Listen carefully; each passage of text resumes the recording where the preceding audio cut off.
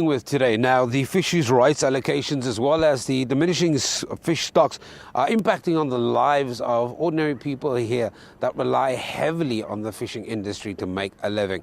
Now, I'm joined by the Minister of Agriculture, Forestry and Fisheries, Joemat Pettersson, to talk about a new law, a bill that was passed in Parliament yesterday.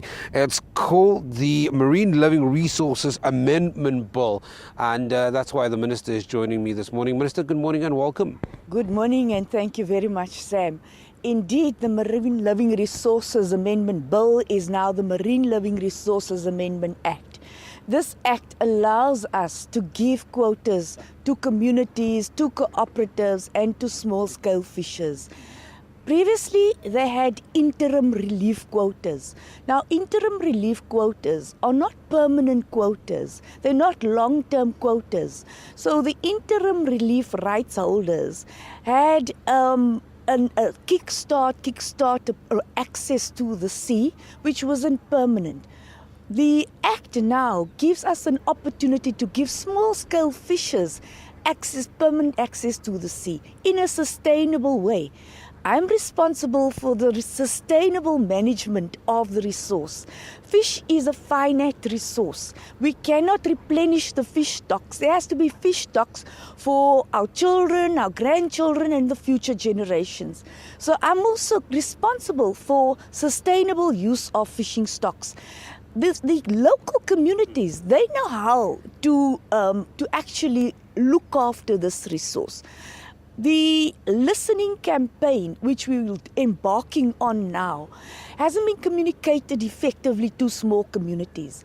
The appeals process has been extended by 2 months, which means that extension allows us to come to communities and to listen to their side of the story. Fishing quota allocations is an extremely emotive and emotional matter, and a form doesn't allow communities to express those emotions. But still, let me get in there, because I think that's really one of the bread and butter issues, that it is an emotive issue. And a lot of people will argue now that, yes, there are these opportunities, as you call listening sessions, but a lot of this should have been done when those quotas or limitations on quotas were put in place in the first place. And I mean, nobody can argue that that some of, for example, crayfish is on an endangered list, and that there are real issues in terms of these natural resources running out. But what do you say to those people that are saying to you, we've been fishermen for years, it's been part of our families for years, and we're not getting any of these quotas, we won't be part of the system, how do we feed our families? Unfortunately, it took us 3 years to pass the Marine Living Resources Act Amendment Bill. The Democratic Alliance was vehemently opposed to this bill. So since 2010, I've been trying to get this small-scale fishing policy passed. A number of people in Paternoster contributed towards that policy, and they worked very hard to have that bill passed. It was a political battle. My family suffered. My name was dragged through the mud. My reputation was tarnished. But I was determined to get this bill through. I think it's a legacy for this Paternoster community, for individuals who participated in the small-scale fishing policy. And it is that small-scale fishing policy, which was only passed in this week, that allows us to give them long-term fishing quotas. They could only get relief, interim relief. Now they can get long-term quotas. Long-term quotas at a community level. How are we going to make sure that everybody benefits from those, that there won't be an operator, one person that will manage that process, and at the end of it, people will still suffer? We cannot allow for monopolies at this stage. So monitoring is going to be very important to ensure that the authentic fisher folk are actually those who benefit from the resource. It's also about the entire value chain of fishing. They shouldn't just be going out fishing. They have to pay for their boats. They have to pay for the insurances. They risk their lives.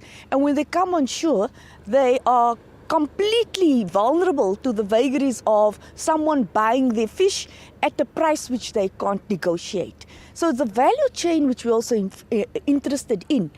But we have to work closer in an intergovernmental sectoral relationship where national government works with the Western government to provide alternative economic opportunities for coastal communities. The national ANC government, we put in place a huge development in Saldanha Bay to offset the alternative economic opportunities for coastal communities. Climate change is impacting on all of us. Rock lobster is becoming it is already a listed species, it's an endangered species. We are going to have to protect the species. Likewise, abalone has almost been wiped out. So it's another species which we are cutting, we're reducing.